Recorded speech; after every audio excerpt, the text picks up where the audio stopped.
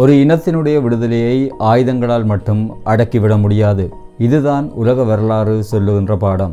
ஆனால் அந்த இனத்தினுடைய நிலத்தை அல்லது புவியியல் அடையாளத்தை சிதைப்பதன் மூலம் அந்த இனத்தின் வேரினையே பலவீனமடைய செய்துவிட முடியும். இலங்கை தமிழர்களின் தாயகமான வடக்கு கிழக்கு மாகாணத்தை இணைக்கின்ற அந்த சிறிய நிலப்பரப்பு, அதுதான் மணலாறு. இது வெறும் மண்ணல்ல, இது ஈழத்தமிழர்களின் தாயக கோட்பாட்டின் உயிர் நாடி. இந்த உயிர் நாடியை துண்டிப்பதற்கு உலகின் மிக மோசமான உளவுத்துறையான மொசாட் வகுத்த வியூகம்தான் என்ன?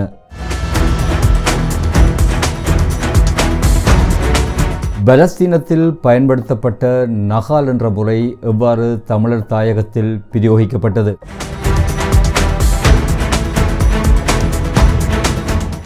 1949ஆம் ஆண்டு கல்லோயாவில் தொடங்கி மணலாறு வெளியோயாவாக மாறியது வரையான இந்த காலப்பகுதியில் இடம்பெற்ற அந்த மிகப்பெரிய நிர்வாக சதிதான் என்ன?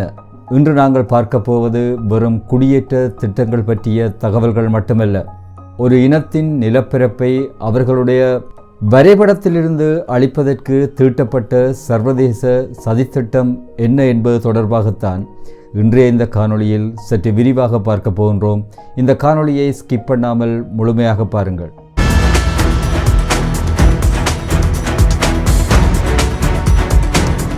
1949ஆம் ஆண்டு, அதாவது இலங்கை சுதந்திரமடைந்து வெறும் 2 ஆண்டுகள் கழிந்து கிழக்கு மாகாணத்தில் இருக்கின்ற கல்லோயா என்ற அணையினை மறைத்து மிகப்பெரிய அணைக்கட்டு ஒன்று கட்டப்பட்டது.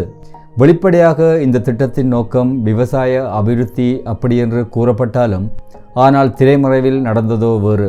அப்பொழுது பிரதமராக இருந்த DS செனநாயக்க அவர்கள் கிழக்கு மாகாணத்தில் தமிழர்கள் செறிந்து வாழ்ந்த இந்த பகுதியில் சிங்களவர்களை குடியேற்றுவதற்காக இந்த திட்டத்தினை மிக விரைவாக நடைமுறைப்படுத்தினர்.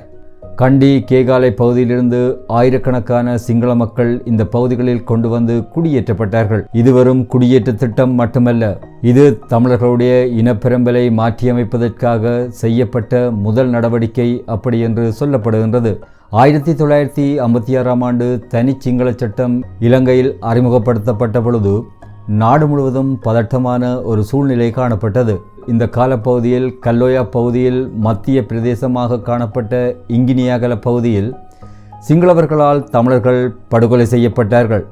குழந்தைகள், பெண்கள் உட்பட 150க்கு மேற்பட்ட தமிழர்கள் சிங்கள காடையர்களால் படுகொலை செய்யப்பட்டார்கள். இந்த படுகொலைக்கு பின்புதான் தமிழர்கள் இந்த நாட்டில் தங்களுக்கு பாதுகாப்பு இல்லை என்பதை உணரத் தொடங்கினர். இலங்கையில் இருக்கின்ற தமிழர்கள், அதிலும் குறிப்பாக வடக்கு கிழக்கில் வசித்த தமிழர்கள், தமக்கு தனியாக ஒரு நாடு தேவை என்ற தீர்மானத்திற்கு செல்வதற்கு இந்த சம்பவம்தான் அடிப்படையாக அமைந்தது.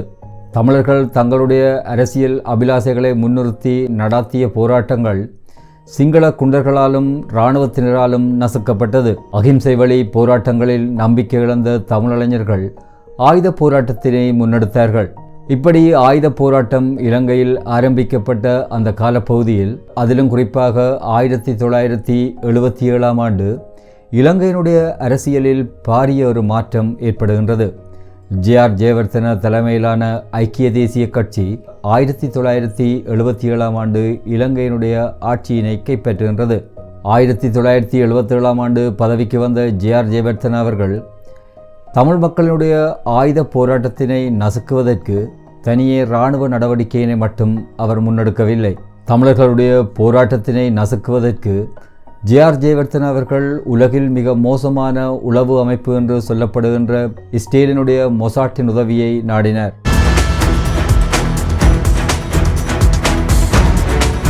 தமிழ் மக்கள் பாரம்பரியமாக வாழ்கின்ற நிலங்களை சிதைப்பதன் மூலமே தமிழர்களுடைய தமிழ் தேசிய கோட்பாட்டினை சிதைக்க முடியும் என்ற திட்டத்தினை மொசாட் இலங்கை அரசாங்கத்திற்கு வழங்கியது. வடக்கு கிழக்கு மாகாணங்களை இணைக்கின்ற அந்த இதய பூமியான மணலாற்று பிரதேசத்தினை அவர்கள் குறிவைத்தார்கள். மணலாற்று பகுதியில் இருக்கின்ற 42 கிராமங்களில் 13,000க்கு மேற்பட்ட தமிழர்கள் தலைமுறையாக வாழ்ந்து வந்தார்கள்.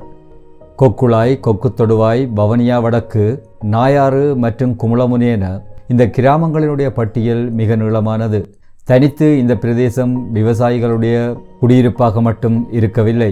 டொலர் ஃபார்ம், கெனன் ஃபார்ம், நாவலர் பண்ணை, சிலோன் தியேட்டர் பண்ணை, ரயில்வே குரூப் பண்ணை என பெரிய நிறுவனங்களும் விவசாயம் செய்வதற்காக 1965ஆம் ஆண்டு இலங்கை அரசாங்கம் 99 வருட குத்தகைக்கு இந்த நிலத்தினை அந்த நிறுவனங்களுக்கு வழங்கியிருந்தது. கிழக்கு மாகாணத்தின் மாதுரோயா பகுதியிலிருந்து வெளியேற்றப்பட்ட சிங்கள மக்கள் பதவியாவிலிருந்து நெடுங்கணி வரையான பகுதிகளில் குடியேற்றப்பட்டனர். இராணுவம், புகையிலை கூட்டுத்தாபனம் மற்றும் பெட்ரோலிய கூட்டுத்தாபனம் போன்ற அரச நிறுவனங்களுடைய கனரக வாகனங்கள் பயன்படுத்தப்பட்டு காடுகள் அழிக்கப்பட்டன, புதிய வீதிகள் உருவாக்கப்பட்டன. ஆனால் இந்த திட்டம் பற்றி அந்த பகுதியில் இருந்த அரசாங்க அதிபருக்கோ அல்லது காணி உத்தியோகத்தர்களுக்கோ இது தொடர்பான எந்த அறிவித்தலும் வழங்கப்படவில்லை. இந்த முடிவுகள் கொழும்பிலுள்ள அரசாங்கத்தின் உயர் மட்டங்களில் எடுக்கப்பட்டது. இந்த திடீர் குடியேற்றங்களால் ஏற்பட்ட பதட்டத்தினை தொடர்ந்து 1984ஆம் ஆண்டு காலப்பகுதியில் இந்த பிரதேசங்களில் வன்முறை சம்பவங்கள் இடம்பெற்றது. கெனன் ஃபார்ம் மற்றும் டொலர் ஃபார்ம் பகுதிகளில் ஏற்பட்ட வன்முறை சம்பவங்களில் பலர் கொல்லப்பட்டனர். இதற்கு பிறகு இந்த பிரதேசம் முழுமையாக இராணுவமயமாக்கப்பட்டது. தமிழ் மக்கள் பூர்வீகமாக வாழ்ந்த அந்த பகுதியில் திடீரென்று இராணுவத்தினர் ஒரு அதிர்ச்சிகரமான அறிவித்தலை வழங்கியிருந்தார்கள். அதாவது மணலாற்று பகுதியில் வசித்து வந்த தமிழர்கள் 48 மணி நேரத்துக்குள் அந்த பிரதேசத்தினை விட்டுவிட்டு உடனடியாக வெளியேற வேண்டும் என்று இராணுவத்தினர் ஒலிபெருக்கி மூலம் அந்த பிரதேசங்களில் அறிவிக்க தொடங்கினர். அவ்வாறு வெளியேறாத மக்கள் மீது தங்களுடைய பலத்தினை பாவித்து வெளியேற்றுவோம் என்றும் அவர்கள் அச்சுறுத்தியிருந்தனர். இதன் பொழுது பல தமிழ் மக்கள் படுகொலை செய்யப்பட்டதுடன் பலர் காணாமலுமாக்கப்பட்டார்கள். இதனைத் தொடர்ந்து ஸ்டேலினுடைய திட்டமான நகால் முறை இங்கும் அறிமுகப்படுத்தப்பட்டது. ஸ்டேலினுடைய நகால் முறை என்பது இந்த பிரதேசத்தில் குடியேற்றப்படும் சிங்கள மக்களுக்கு விவசாய நிலம் வழங்கப்படும். ஆனால் அவர்களின் கைகளில் கலப்பை மட்டுமல்ல, துப்பாக்கியும் இருக்கும். அவர்கள் பகுதி நேரமாக விவசாயத்தினையும் முழு நேரம் இராணுவ வீரர்களாகவும் தொழிற்படுவார்கள். பலஸ்தீனியர்களுடைய நிலத்தினை கைப்பற்றுவதற்கு மொசாட் ஸ்டேலில் என்ன நடவடிக்கை எடுத்ததோ அந்த நடவடிக்கையினைத்தான் ஈழத்தமிழர்களுடைய மண்ணிலும் அது பரீட்சித்து பார்த்தது. இதேவேளை முல்லைத்தீவு மாவட்டத்தில் இருந்த மணலாற்று பகுதி முல்லைத்தீவு மாவட்டத்திலிருந்து பிரிக்கப்பட்டு கொழும்பிலிருந்த மகாவலி அதிகார சபையின் கீழ் கொண்டுவரப்பட்டது.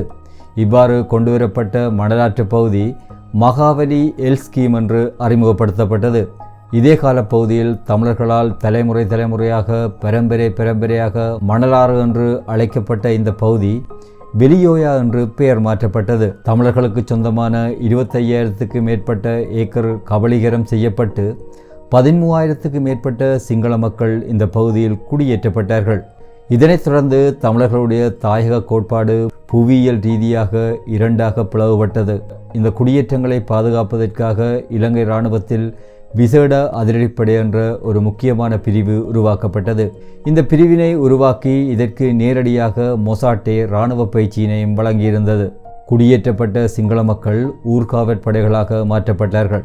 இவர்களுடைய முக்கியமான வேலையே எல்லை கிராமத்தில் இருக்கின்ற தமிழர்கள் மீது தாக்குதல் தொடுத்து அந்த இடங்களை கைப்பற்றுவதாகத்தான் காணப்பட்டது. இது கிட்டத்தட்ட ஒரு நில அபகரிப்பு போராக மாறியிருந்தது. கல்லோயாவிலிருந்து மணலாறு வரை அன்று தொடக்கம் இன்று வரை நில ஆக்கிரமிப்புக்கு பின்னால் இருப்பது வெறும் அரசியல் மட்டுமல்ல, இது ஒரு தீர்க்கமான புவிசார் அரசியல் சூழ்ச்சி. மொசாட்டின் ஆலோசனையும் சர்வதேச அமைப்புகளின் மௌனமும் தமிழர்களுடைய நிலப்பரப்பை சிதைக்க முயல்கின்றன. ஆனால் வரலாறு எதனையும் மறக்காது. இழந்த நிலங்களும் மாற்றப்பட்ட பெயர்களும் இன்றும் பேசிக்கொண்டுதான் இருக்கின்றன. நாம் மறந்தால் வரலாறு எம்மை மன்னிக்காது. நாம் பேசினால் மட்டும்தான் வரலாறு வாழும். மணலாற்று குடியேற்றம் தொடர்பாக மேலதிகமான தகவல்கள் ஏதாவது உங்களுக்கு தெரிந்தால் அதனை கமெண்ட்ஸ் பகுதியில் பதிவிடுங்கள்.